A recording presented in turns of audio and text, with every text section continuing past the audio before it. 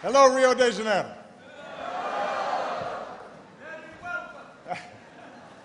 Alô, cidade maravilhosa.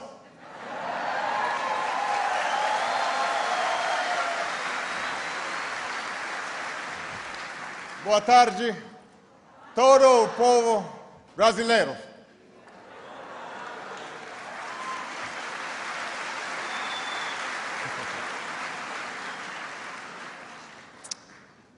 Since the moment we arrived, the people of this nation have graciously shown my family the warmth and generosity of the Brazilian spirit.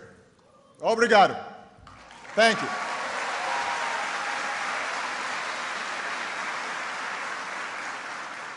And I want to give a special thanks for you, to all of you for being here, because I've been told that there's a Basco football game coming, Botafogo.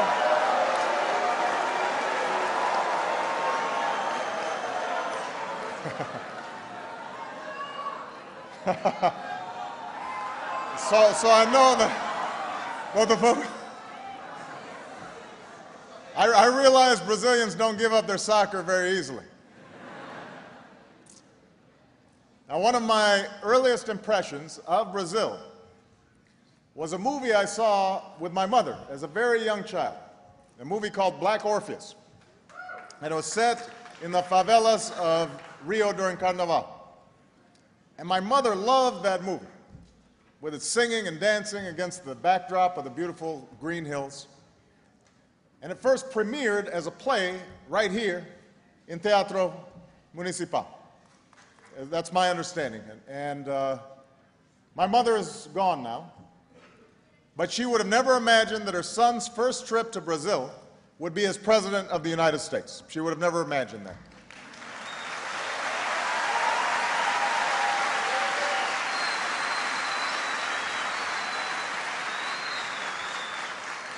And I never imagined that this country would be even more beautiful than it was in the movie. You are, as Zorze Benzor sang, a tropical country blessed by God and beautiful by nature.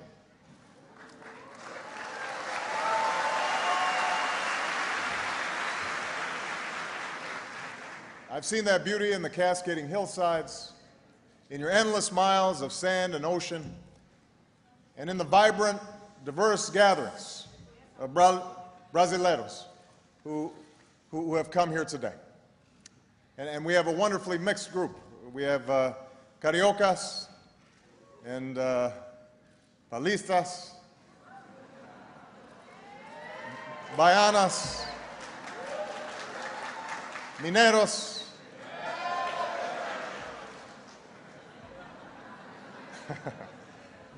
we've got men and women from the cities to the interior, and so many young people here who are the great future of this great nation.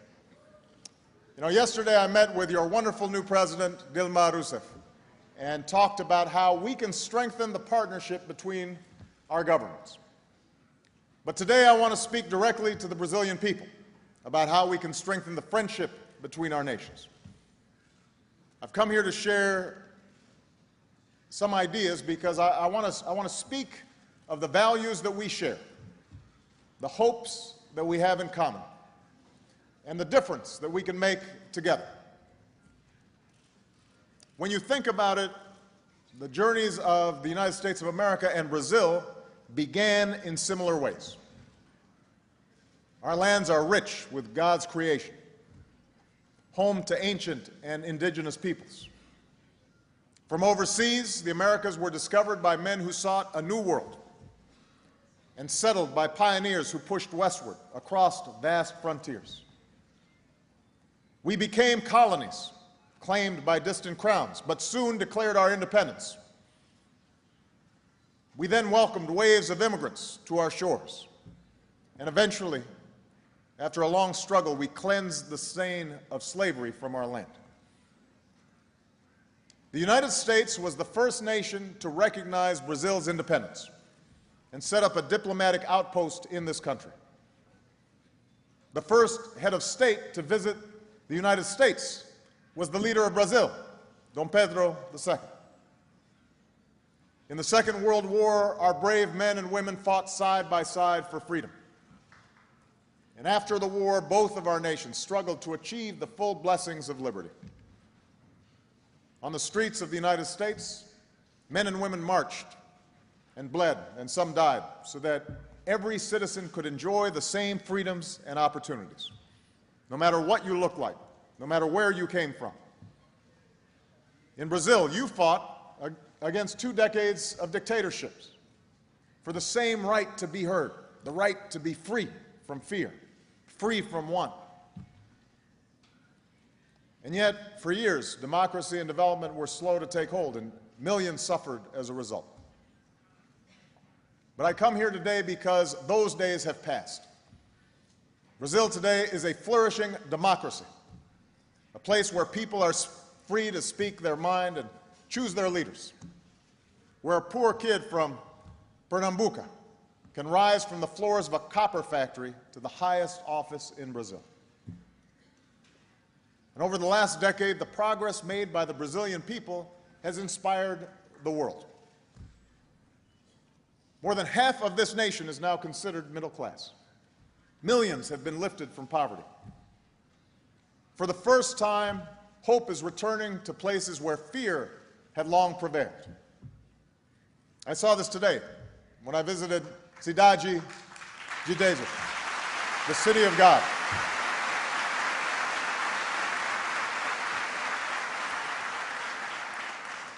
It isn't just the new security efforts and social programs, and I want to congratulate the mayor and the governor for the excellent work that they're doing. But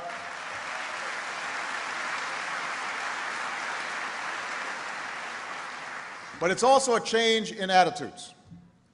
As one young resident said, people have to look at favelas not with pity, but as a source of presidents and lawyers and doctors, artists, and people with solutions.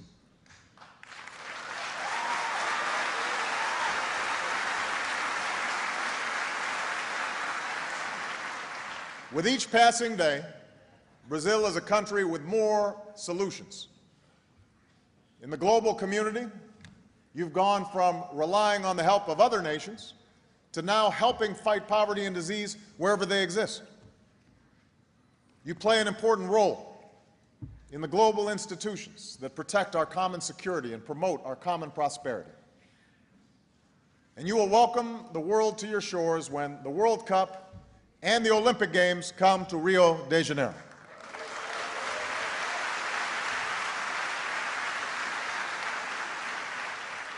Now, you may be aware that this city was not my first choice for the Summer Olympics.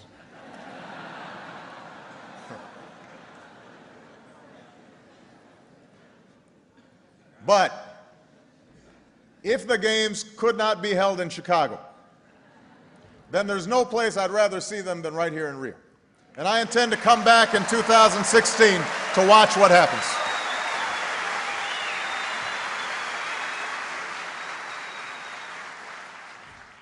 For so long, Brazil was a nation brimming with potential but held back by politics, both at home and abroad.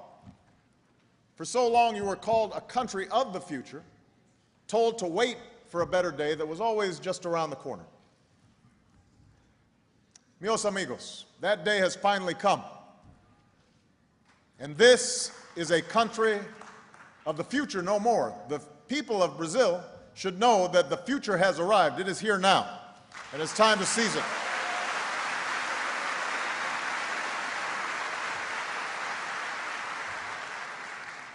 Now, our countries have not always agreed on everything. And just like many nations, we're going to have our differences of opinion going forward. But I'm here to tell you that the American people don't just recognize Brazil's success, we root for Brazil's success. As you confront the many challenges you still face at home as well as abroad, let us stand together. Not as senior and junior partners, but as equal partners, joined in a spirit of mutual interest and mutual respect, committed to the progress that I know that we can make together. I'm confident we can do it.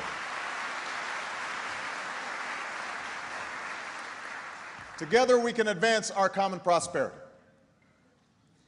As two of the world's largest economies, we worked side by side during the financial crisis to restore growth and confidence.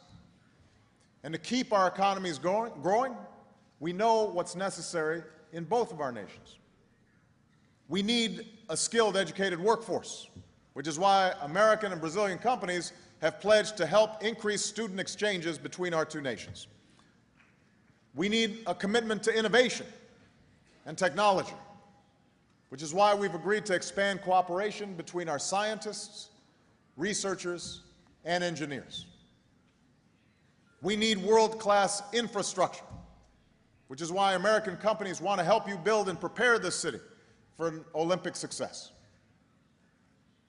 In a global economy, the United States and Brazil should expand trade, expand investment, so that we create new jobs and new opportunities in both of our nations.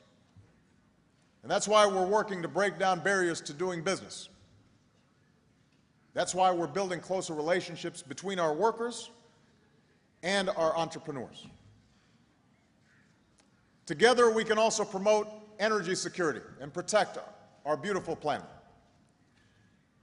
As two nations that are committed to greener economies, we know that the ultimate solution to our energy challenges lies in clean and renewable power. And that's why half the vehicles in this country can run on biofuels. And most of your electricity comes from hydropower.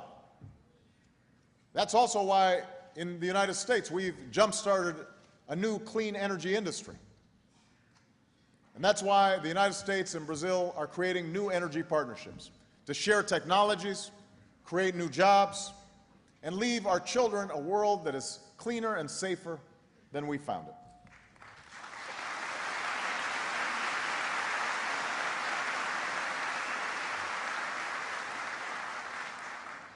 Together, our two nations can also help defend our citizens' security.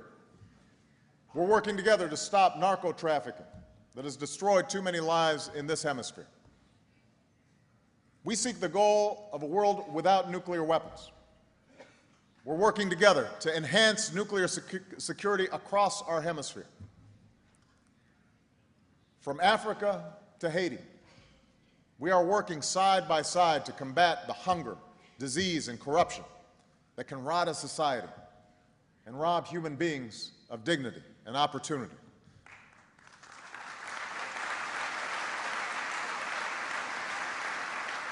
And as two countries that have been greatly enriched by our African heritage, it's absolutely vital that we are working with the continent of Africa to help lift it up. That is something that we should be committed to doing together.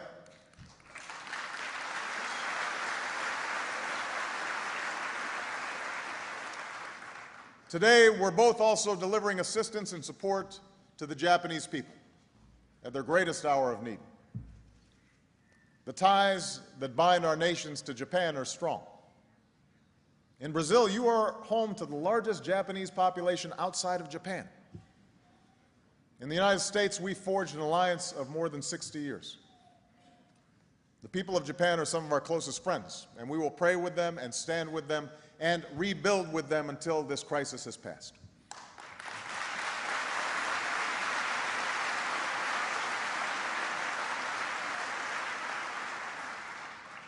In these and other efforts to promote peace and prosperity throughout the world, the United States and Brazil are partners, not just because we share history, not just because we're in the same hemisphere, not just because we share ties of commerce and culture, but also because we share certain enduring values and ideals. We both believe in the power and promise of democracy. We believe that no other form of government is more effective at promoting growth and prosperity that reaches every human being, not just some, but all. And those who argue otherwise, those who argue that democracy stands in the way of economic progress, they must contend with the example of Brazil. The millions in this country who have climbed from poverty into the middle class, they did not do so in a closed economy controlled by the state. You're prospering as a free people with open markets and a government that answers to its citizens. You're proving that the goal of social justice and social inclusion can be best achieved through freedom, that democracy is the greatest partner of human progress.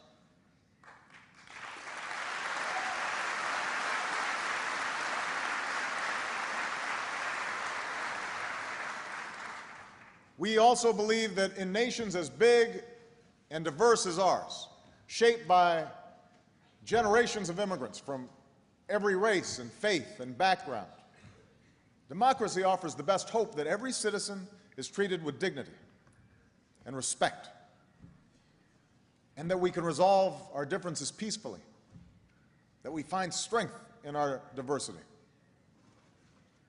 We know that experience in the United States. We know how important it is to be able to work together, even when we often disagree. Now, I understand that our chosen form of government can be slow and messy. We understand that democracy must be constantly strengthened and perfected over time. We know that different nations take different paths to realize the promise of democracy. And we understand that no one nation should impose its will on another. But we also know that there are certain aspirations shared by every human being. We all seek to be free. We all seek to be heard. We all yearn to live without fear or discrimination. We all yearn to choose how we are governed. And we all want to shape our own destiny. These are not American ideals or Brazilian ideals. These are not Western ideals. These are universal rights, and we must support them everywhere.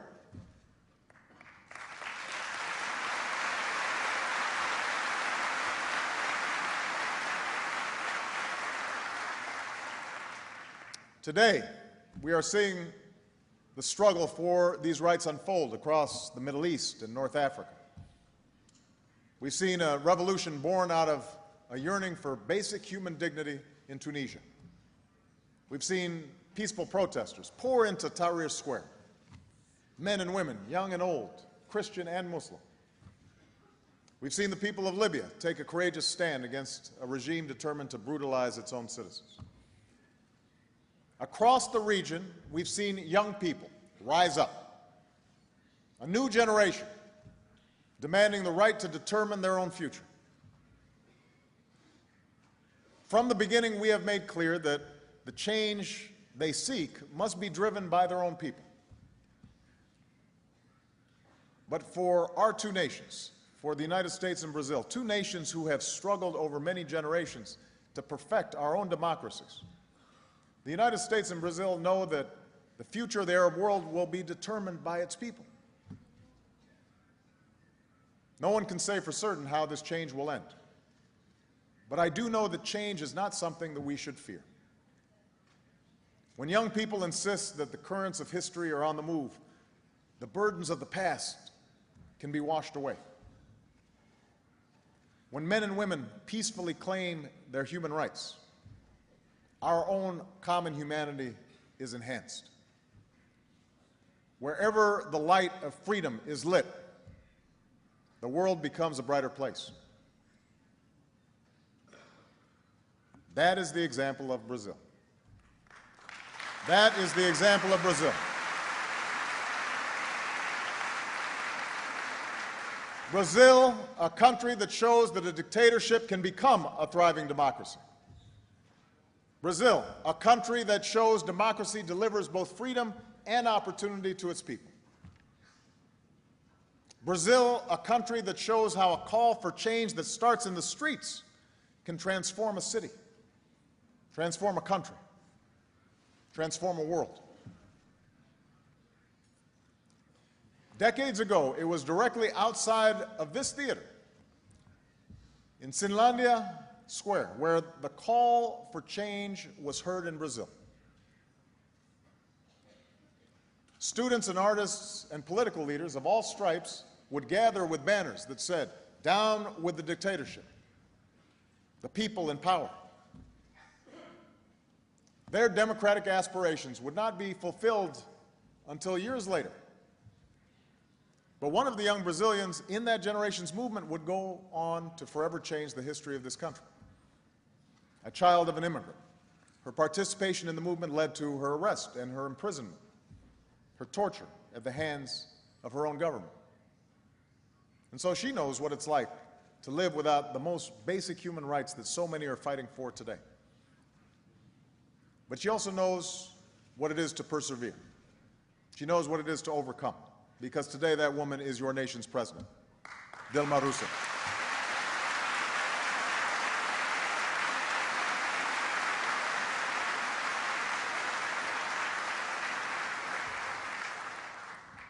Our two nations face many challenges.